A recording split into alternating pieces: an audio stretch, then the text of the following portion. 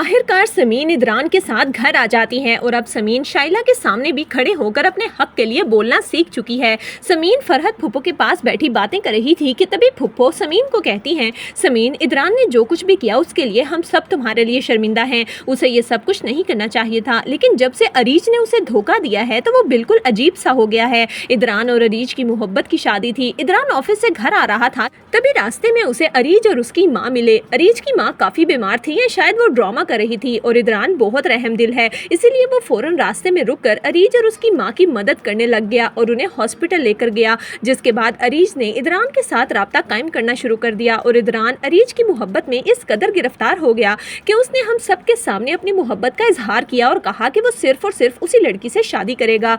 गयूर भाई और शाइला ने बहुत मुखालफत की और कहा कि वो एक छोटे घराने की लड़की है और लालची लगती है, लेकिन इदरान उसकी अच्छाई की वजह से उसके गुण गाने लग गया। वो लड़की सिर्फ इदरान को दिखाने के लिए अच्छा बनने का नाटक कर रही थी। इदरान से काफी से पैसे, ज्वेलरी, सब कुछ अपने नाम करवा कर वो किसी और लड़के के साथ इन्वॉल्व हो गई और जब इदरान को इस बात का पता चला तो उसने उसे धक्के देकर घर से निकाल दिया, क्योंकि इदरान ने अरीज से सच्ची मोहब्बत की थी, लेकिन अरीज उसकी मोहब्बत के काबिल नहीं थी। तब से इरहा इदरान की मुकम्मल जिंदगी है। अगर इरहा को एक कांटा भी चुभता है तो इदरान को बहुत तकलीफ होती है। ये सब बातें सुनकर समीन फरहत फुप्पो को कहती है कि फुप्पो, इसी को तो मोहब्बत कहते हैं कि आप अगले की हर बुराई को बुलाकर सिर्फ उसकी अच्छाइयां नोट करते हो, चाहे वो आपके सामने आकर ही क्यों ना कह दे कि वो आपके साथ गलत कर रहा है, लेकिन आप फिर भी उसकी बात का यकीन नहीं करते। असल में समीन को अपने और शाजिर के रिश्ते की बात याद आ रही थी कि किस तरह से शाजिर ने उसे कह दिया था कि वो ये शादी नहीं करना चाहता, लेकिन फिर भी समीन अपने प्यार में इस कदर अंधी हो चुकी थी कि वो शाजिर की किसी बात को भी समझ नहीं रही थी।